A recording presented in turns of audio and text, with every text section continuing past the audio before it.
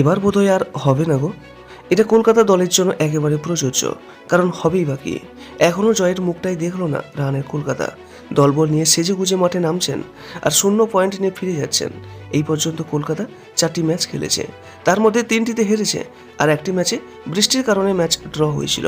আর 1 point করে দুই দলই পায়। বৃষ্টি না হলে হয়তো সেদিনও কলকাতা হারতো, কারণ অন্যান্য দলের জেতাটা একটা নেশা, আর কলকাতা এখন হারটাকেই সঙ্গী করে চলছে। 3বারের আইপিএল ট্রফি জয়ী কলকাতা এবার যেন বাকি সব দলগুলোর কাছে সহজ প্রতিপক্ষ হয়ে উঠেছে। এই দিন কলকাতা ভার্সেস লখনৌর খেলায় দেখুন না, লখনৌ টস জিতে ব্যাট করতে পাঠালেন কলকাতাকে। আর ব্যাট করতে নেমে কলকাতা সন্তোষজনক একটা অবশ্য রান করেছিল।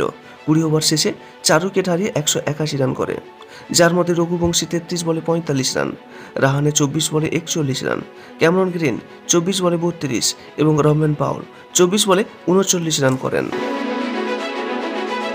আর লখনৌ ব্যাট করতে নেমে চাপে পড়েছিল ঠিকই, কিন্তু শেষে ব্যাট করতে আসা মুকুল চৌধুরী দায়িত্ব নিয়ে লখনৌকে জেতালেন।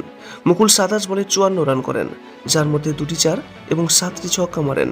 এমন একটি কঠিন পরিস্থিতিতে মুকুল চৌধুরী খুব ভালো খেলেছেন এবং ম্যান অফ দ্য ম্যাচের পুরস্কারটাও পেয়েছেন। আর যদি আপনি মুকুলের খেলা দেখে থাকেন তাহলে অবশ্যই জানাবেন মুকুল চৌধুরীর খেলা দেখতে আপনার কেমন লাগলো। আর ভিডিওটি ভালো লাগলে একটা লাইক করবেন এবং আপনার কাছের মানুষদের কাছেও শেয়ার করবেন, এবং নিয়মিত এরকম আপডেট পেতে আমাদের এই চ্যানেলটিকে অবশ্যই সাবস্ক্রাইব করে রাখুন।